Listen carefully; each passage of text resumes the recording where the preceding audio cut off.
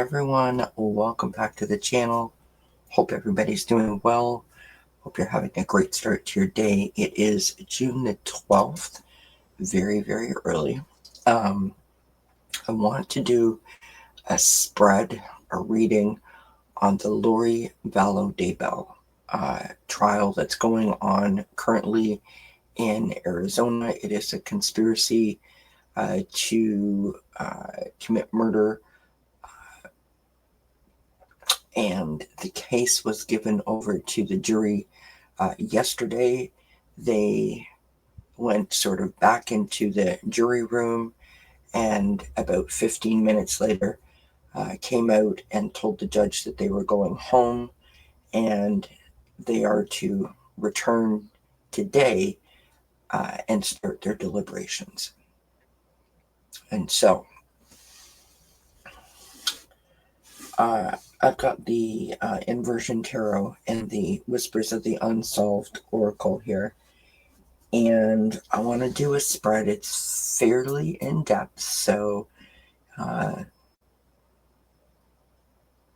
without further ado, let's jump into it. For entertainment purposes only, I just want to say first and foremost, thank you so much for spending part of your day with me. It truly means the world to me. So how are we going to do this? Well, we're going to start by shuffling the cards. Ignore this nasty scratch on my arm. That was my puppy that did that.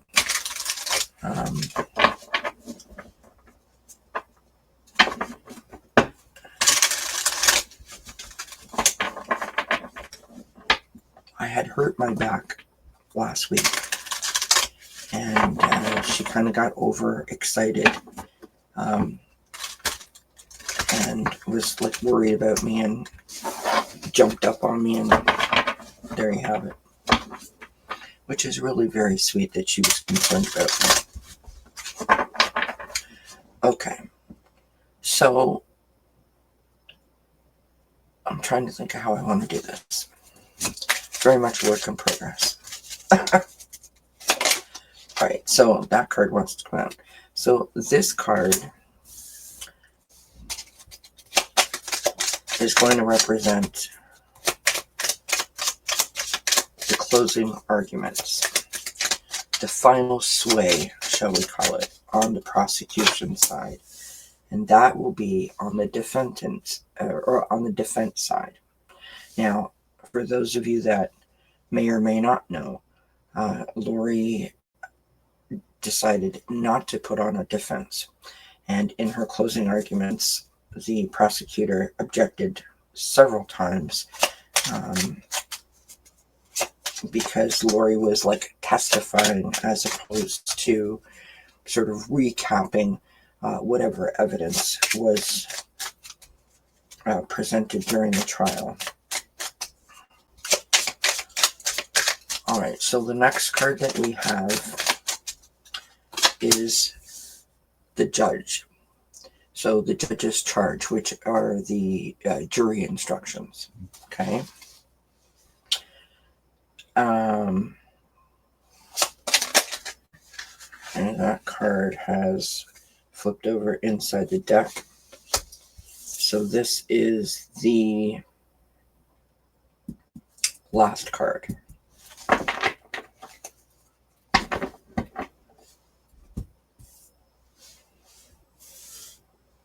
So I think we're going to start here, and in between these two, we're going to put out one of these for each of the 12 jurors.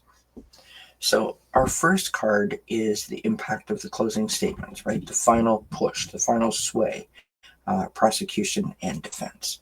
So, you know, did it create a shift in perspective? Did it reinforce any beliefs in the jury's mind? Did it introduce new doubts or clear up any misunderstandings that the jury members may have had? We've got the Lover's card. It's really interesting that this is the card for the prosecution. The Lover's card is about creating unity and harmony, bringing things together. And so I feel like in the minds of the jurors, which are the finder of fact, the prosecution's closing argument really brought things together in a timeline. And she specifically said that yesterday. Trina Kay is the prosecutor in this case in Arizona, and she started with, this is what I'm going to give you. I'm going to give you a timeline of the evidence, to make it more succinct, and then we will go through the charges and some of the jury instructions. So it was a very good closing.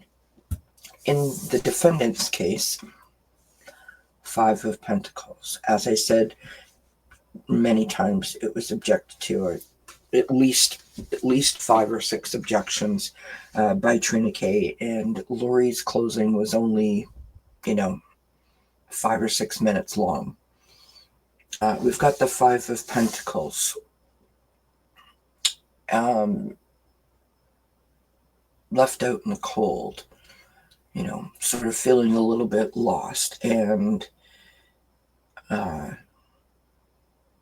as a footnote, I will add that Lori filed many motions that sort of became public yesterday before trial started. And it seems that this card is depicting sort of the sentiment of what I believe is behind those motions, and she's feeling a little bit in the weeds, right? A little bit overwhelmed, and that is how her closing argument landed with the jury. Not really sure. She kept speaking of a family tragedy. Next card is the judge's charge. So this is the legal framework, right? So how does the jury absorb the instructions? Do they, use them? Do they adhere to them? Do they disregard them? Is it clear to them? Is it confusing to them? Five of Swords. It's confusing to them. This is doubt, mental gymnastics. Not really sure. That kind of energy. Now, I will note that the judge in this case, which I really enjoy that he said this aloud, and that is that if they need him for anything, if they have a question for him, that they are to submit the question in writing to the staff member that the judge swore in yesterday to look after the jury, and that he would respond accordingly, and that would be after he consulted with the parties. So he let them know that A, it's okay to have questions, B, it's okay to not understand, and that if they needed help, that they would be there to, or he would be there to help. So hopefully that helps in the deliberation process. So now let's go to the Whispers of the Unsolved, and let's pull 12 cards. Or 11, 12 cards. So 3 jurors were chosen yesterday as alternates, which means that they will not go into the deliberation room, but they will not be dismissed until the case has had a verdict read in it. And the reason is because, one of them could get sick, and then one of the alternates would have to take their place in the deliberation room.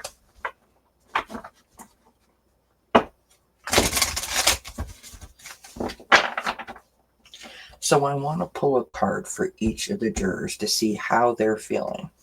This is a very complex case, I think, on its merits, right? You have a conspiracy to commit murder where the defendant has already been to trial and been convicted of crimes and is serving prison sentences that the jury is not aware of. The defendant is acting as their own attorney, and the defendant did not put on a defense case. She offered no testimony, no witnesses, and that's a heavy burden for the jury. It's like you have one side of a story. So let's see how the jury is feeling. One card for each of the jurors, please. Okay, Crossroads. Can't confirm.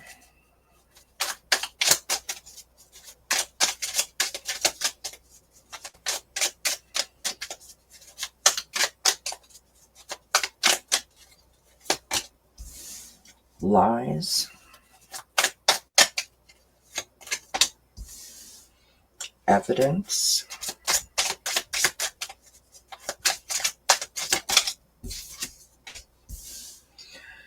Tunnel and underground. To me, that's like the inner workings of the conspiracy, right? The understanding of how all this all ties together.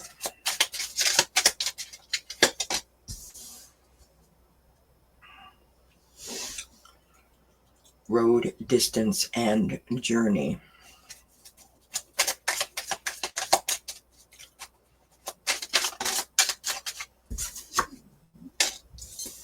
We've got affair and cheating.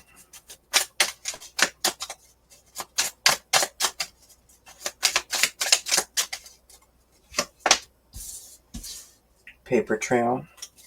I think a lot of that paper trail evidence came out yesterday and the day before that with the emails and the texts and the cell phone tower, dings and pings or whatever they're called. Now, this is an interesting card. We've got political. Now, I don't normally read reversals, but in this case, I'm going to. And it's flipped in reverse. We'll get back to that in a second as to why I think that's like that. All right.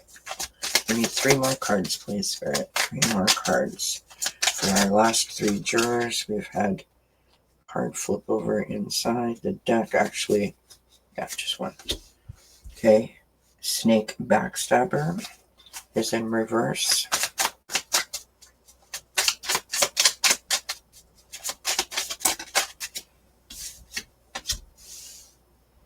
Conspiracy theory.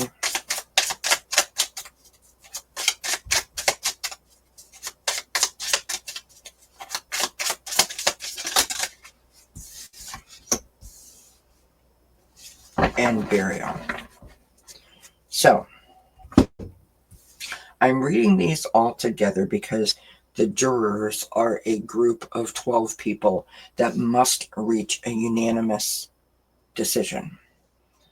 And right away, I'm looking at these 2 cards. The political that's in reverse and the snake backstabber that's in reverse. So I feel like we have 2 people on the jury that are not convinced in terms of the evidence that's been put forward. I believe that one of them feels that this is like just as Lori said, she's been attacked, she's been persecuted, under siege sort of thing. And I feel that one of the jurors may be inclined to agree with that. This snake backstabber feels to me like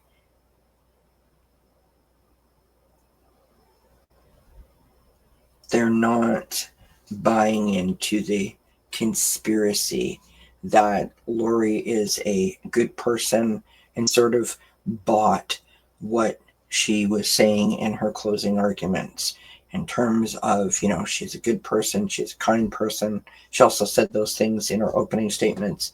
You know, she doesn't mean Brandon any harm. It's family tragedy, that kind of thing. So from how I see this, we have 10 jurors that are, connecting the dots with the information that they've been given in terms of the testimony. We have 2 people that may be an issue. Now, this is the final card. This is the collective decision, this one right here that we pulled earlier, right? The final word, the ultimate decision reached by the jury. It will reflect the majority's conclusion, influenced by the closing arguments and their deliberations. 6 of Cups. 6 of Cups is the past. 6 of Cups is, looking backwards. And so in my mind, this is a review of your actions. Like, you're not a bad person, but what you did in the past isn't great. Now, I'm not going to lie to you. I was hoping to have something a little more impactful in terms of my final card. So I'm going to pull a couple of these. And forgive me, I'm pausing you because I have a spider beside me. Oh my goodness. Well, that was an interesting pause.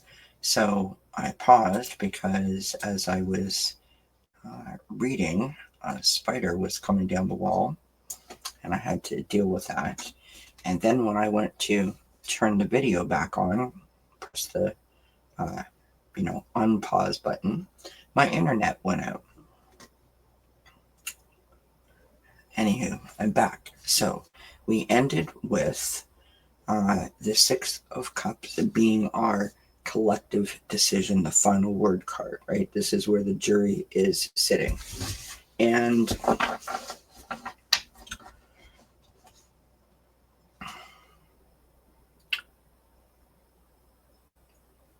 as I said, the 6 of Cups is about, it's about the past. It's about nostalgia. And I just want to pull a couple of these cards to sort of reinforce where the jury's mind is at in terms of their decision. Now, remember that this is for entertainment purposes only. This is just a reflection on what I'm picking up in the energy.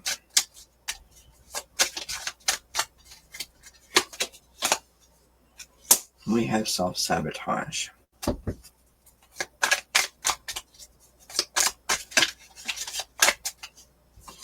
We have legal proceedings.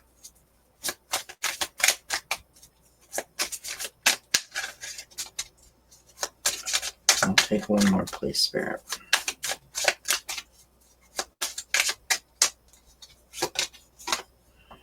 And accident.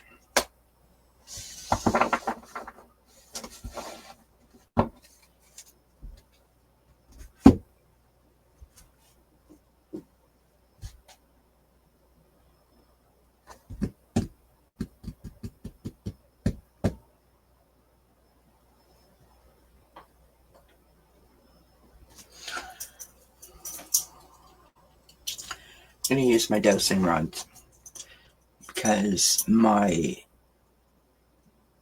my intuition is off, which is always possible. This feels like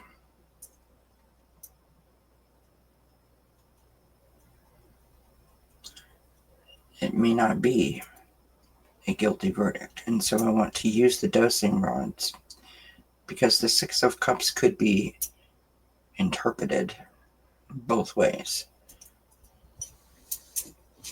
Now, it is a yes card. However,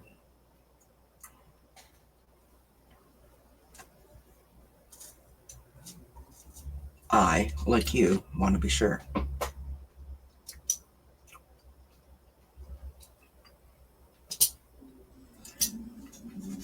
The card on the bottom of the deck is the Nine of Wands,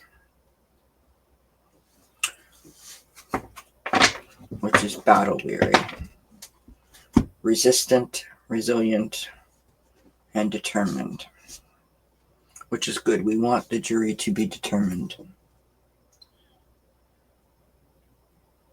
So, in other words, not happy that the decision lies in their hands, but happy to be able to do the job with integrity. All right, so dowsing rods I hold in my hand. You can see that they move independently, right? There's like a sleeve here. Now, it's difficult because of the position that I'm sitting in, but hopefully you can see that okay. So I'm going to ask Spirit to show a neutral, and that is neutral. And now we're going to ask Spirit to show a yes, so you can see a yes. And when the rods cross, that's a yes. And if it is a no, they go east to west. Okay? Like that. Can you go to neutral, please? Thank you. All right, Spirit. So this reading is on Lori Vallow Daybell, and we are doing a spread on sort of the jury's or the finder of fact in this case, where they're at in terms of their energy. So the first question, if we can know, please, Spirit, will the jury reach a verdict in the Lori Vallow Daybell trial in Arizona for conspiracy to commit murder? Yes. Thank you, Spirit.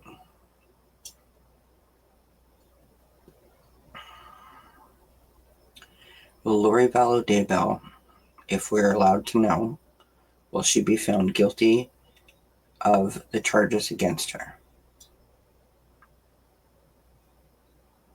Yes. I suspect that the verdict's not going to take a long time.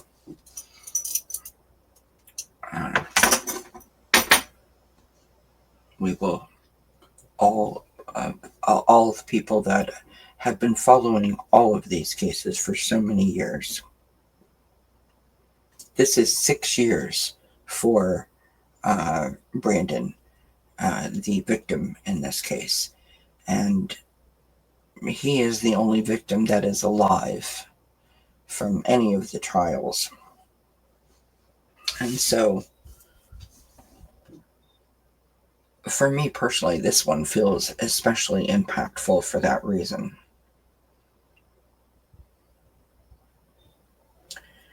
So we wish the jury luck in their deliberations. We wish Brandon and the family love and blessings in healing as they continue to navigate that journey. And I wish you many blessings. What an interesting case. I want to come back after the verdict has been announced and do a reading on Melanie, Lori's niece, Brandon's ex-wife.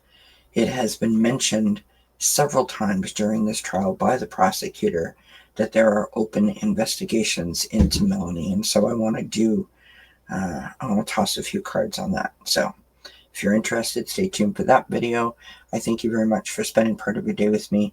Don't forget to like, share, subscribe, hit the thumbs up, leave a comment, hit the bell notification, all of the YouTube things.